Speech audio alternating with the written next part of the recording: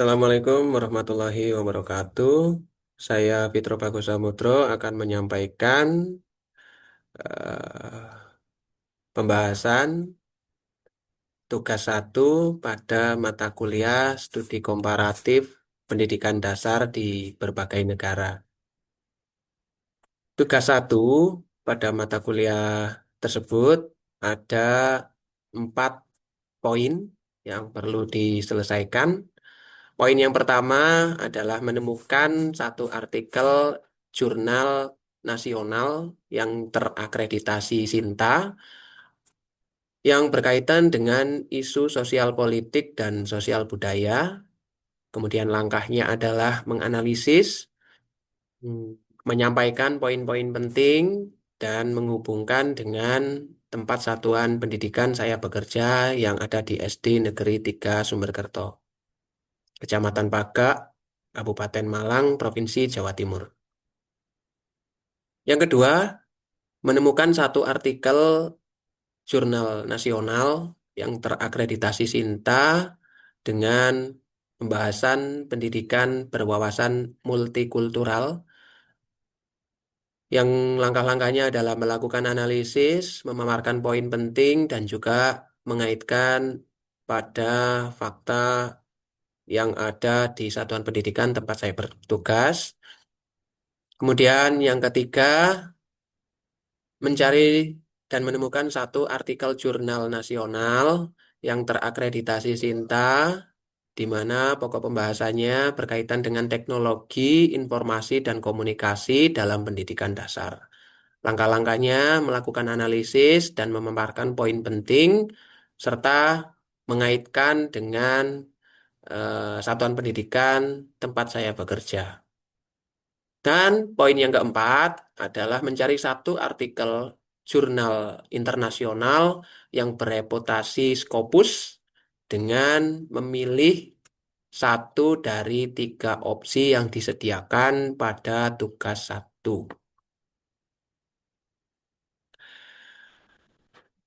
Untuk tugas satu, poin yang pertama, artikel yang berhasil saya cari berjudul Pengaruh Desentralisasi Fiskal dan Sistem Manajemen Pendidikan Terhadap Mutu Sekolah Dasar di Kota Malang. Penulisnya adalah Teguh Triwiyanto dan Desi Eri Kusumaningrum. Jurnal yang menerbitkan adalah Jurnal Pendidikan dan Kebudayaan dengan indeks Sinta 2. Poin penting yang terdapat dalam artikel tersebut yakni tentang desentralisasi fiskal, di mana desentralisasi fiskal memberikan kewenangan dalam pengelolaan keuangan dari pusat ke daerah. Dalam konteks pendidikan, hal ini tentu memberikan kewenangan dalam mengelola anggaran seperti dana BOS atau bantuan operasional sekolah, dana dari pemerintah daerah, dan dana swadaya masyarakat.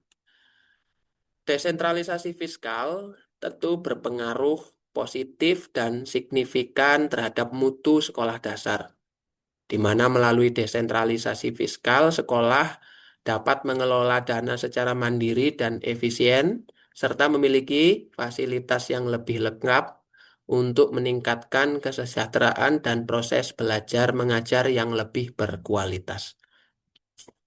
Ketika sekolah diberikan fleksibilitas anggaran, maka akan lebih terbuka dan lebih responsif terhadap kebutuhan lokal, misalnya pembelian alat belajar, eh, pelatihan dan peningkatan profesionalisme guru, ataupun perbaikan fasilitas umum yang ada di satuan pendidikan.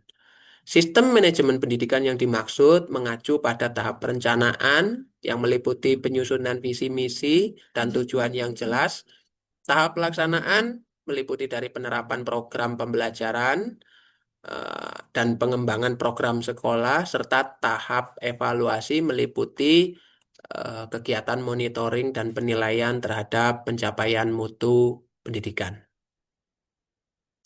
Desentralisasi fiskal dan sistem manajemen pendidikan secara simultan berpengaruh signifikan terhadap mutu sekolah dasar. Desentralisasi fiskal memberikan ruang pada sekolah untuk merancang anggaran yang sesuai dengan kebutuhan nyata yang ada di lapangan. Sistem manajemen pendidikan yang baik maka akan memungkinkan setiap satuan pendidikan dalam menjalankan fungsi-fungsi organisasi secara efektif. Berdasarkan pada pengalaman di sekolah tempat saya bertugas, tepatnya ada di lingkungan pedesaan. Hal ini tentunya akan berhubungan dengan pemanfaatan dan keperluan penggunaan dana pendidikan yang dapat dioptimalkan oleh satuan pendidikan. Desentralisasi fiskal akan berdampak positif apabila ada pengawasan dan supervisi yang berkelanjutan dan konsisten dilakukan oleh dinas pendidikan serta instansi lainnya yang terkait. Hal-hal yang berimbas positif berdasarkan kebijakan desentralisasi fiskal pada satuan pendidikan tempat saya bertugas adalah sekolah bisa memperbaiki fasilitas sederhana tanpa harus melakukan birokrasi panjang yang terkait dengan perizinan ataupun yang lainnya. Dapat membeli alat belajar yang sesuai dengan konteks lokal, misalnya alat pertanian sederhana untuk praktik P5, alat kesenian tradisional, dan lain-lain dalam kegiatan ekstrakurikuler dan program-program lainnya yang ada di satuan pendidikan saya. Sekolah bisa membuat program pembelajaran yang sesuai dengan budaya dan kebutuhan lokal. Hal ini tentunya dapat dilaksanakan apabila ada partisipasi dan kolaborasi antara tokoh desa, komite sekolah, orang tua, dan eh, kerjasama dengan satuan pendidikan di sekitar sekolah saya. Untuk poin nomor 2, jurnal yang telah saya cari dan saya pilih ada berjudul Multicultural Based Character Education in an Effort to Maintain the Spirit of Unity and Oneness of Indonesia. Penulisnya adalah Revian dari Widyaning Tias, Reni Wardiningsih, Anissa, dan Maulida, sama Umul Hasanah. Jurnal yang diterbitkan berasal dari Jurnal Pendidikan dan Konseling terindeks Sinta 5.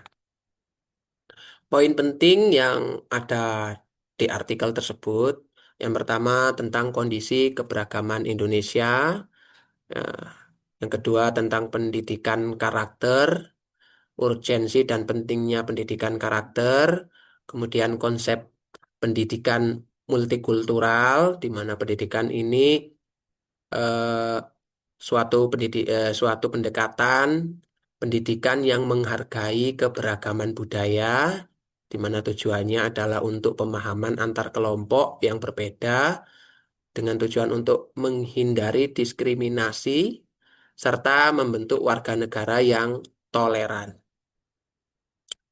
Berikutnya, integrasi pendidikan karakter dan multikultural. Integrasi kedua konsep ini dapat membentuk generasi yang tidak hanya bermoral baik, tetapi juga mampu hidup berdampingan secara harmonis dalam masyarakat yang majemuk. Peran guru dan sekolah menjadi tauladan dalam menerapkan nilai-nilai karakter. Pentingnya pendidikan multikultural harus menciptakan lingkungan yang inklusif dan terbuka terhadap perbedaan. Tantangan yang dihadapi dalam artikel tersebut bahwa praktik intoleransi di kalangan pelajar, kurangnya pelatihan bagi guru dalam mengimplementasikan pendidikan karakter, dan pendidikan multikultural menimbulkan kesenjangan sosial yang bisa menjadi pemicu konflik. Berikutnya, jika dikaitkan dengan pengalaman satuan pendidikan tempat saya bertugas, bahwa nilai-nilai pendidikan multikultural seperti gotong royong, toleransi, saling menghargai, dan keadilan sangat selaras dengan nilai-nilai agama, budaya lokal yang ada di pedesaan. Hal ini yang terjadi pada lingkungan satuan pendidikan tempat saya bertugas. Masyarakat pedesaan yang tergolong masyarakat paguyuban dengan menjunjung tinggi nilai kebersamaan dan gotong royong. Tentu menjadi suatu ciri khas dan identitas khas di daerah pedesaan.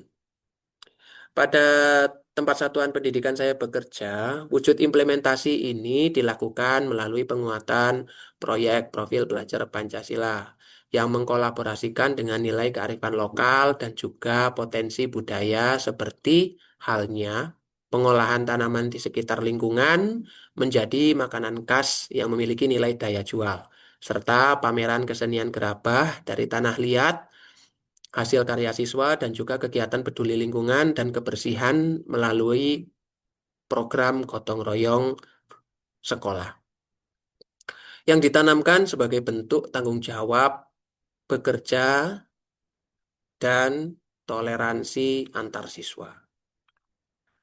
Untuk poin nomor 3, jurnal yang berhasil saya cari dan saya pilih berjudul Penerapan Media Pembelajaran Berlandaskan Teknologi Informasi dan Komunikasi pada Kurikulum Merdeka di Sekolah Dasar.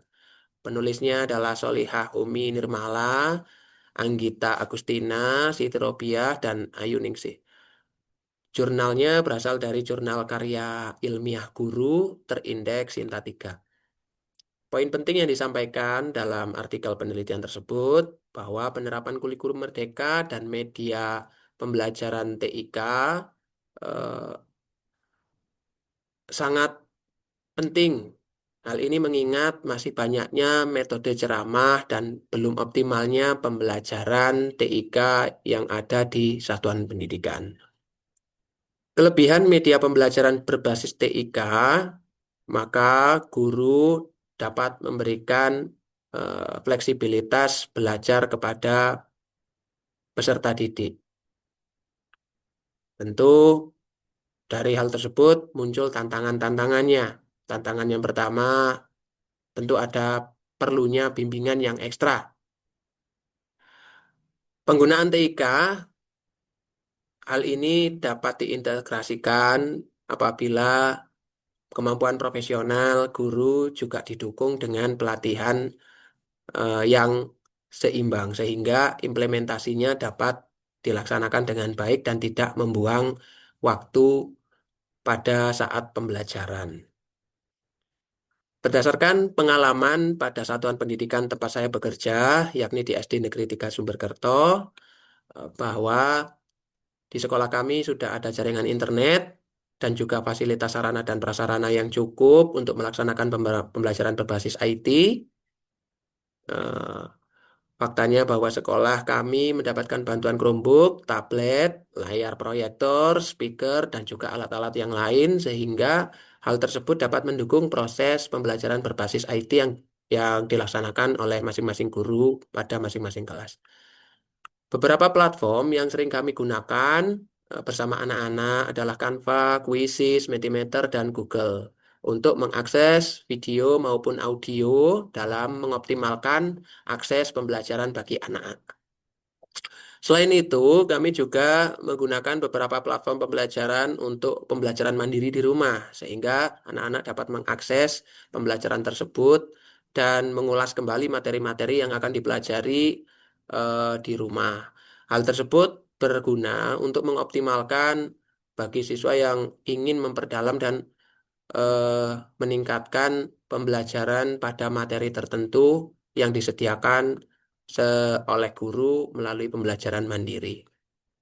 Untuk poin yang keempat, analisis jurnal Scopus yang berhasil saya cari berjudul The Impact of Digital Technology on Education and Factor Influencing School Digital Capacity and Transformation Literature Review oleh Stella Timot, Aurania Milo, Yanis Dimitriat, Sarah Wilagra, Nicoleta, Romina, Alessandra, dan Andri. Jurnalnya berasal dari Education and Information Technology. Publishernya adalah Killiwer Academic Publisher. Country-nya ada di United States. yang terindeks Scopus Quartil 1. Poin penting yang terdapat pada artikel tersebut, yang pertama bahwa teknologi digital telah membawa perubahan pada hakikat dan ruang lingkup pendidikan yang mampu mendorong sistem pendidikan di seluruh dunia untuk mengadopsi strategi dan kebijakan dalam pengintegrasian TIK. Mengingat bahwa integrasi teknologi digital merupakan proses yang kompleks serta berkelanjutan dan berdampak bagi pelaku dalam ekosistem pendidikan yang ada di sekolah. Kemudian, faktor-faktor yang saling terkait dalam proses transformasi digital menjadi urgensi pada penelitian tersebut. Teknologi digital menawarkan potensi yang sangat besar untuk perbaikan mendasar di sekolah. Namun, investasi dalam infrastruktur TIK dan pengembangan profesional yang berkelanjutan belum memberikan hasil yang bermanfaat. Transformasi digital merupakan suatu proses kompleks yang memerlukan perubahan transformatif dalam skala besar. Hal ini tentu akan memberikan wawasan yang berguna mengenai dampak TIK pada berbagai pemangku kepentingan sekolah dan menunjukkan bahwa dampak teknologi digital menyentuh banyak aspek kehidupan sekolah yang berbeda-beda, yang seringkali diabaikan ketika fokusnya adalah hanya prestasi siswa sebagai hasil akhir pendidikan. Demikian presentasi yang dapat saya sampaikan pada tugas 1 mata kuliah studi komparatif pendidikan dasar di berbagai negara. Apabila ada kurang lebihnya, saya mohon maaf. Saya akhiri. Wassalamualaikum warahmatullahi wabarakatuh.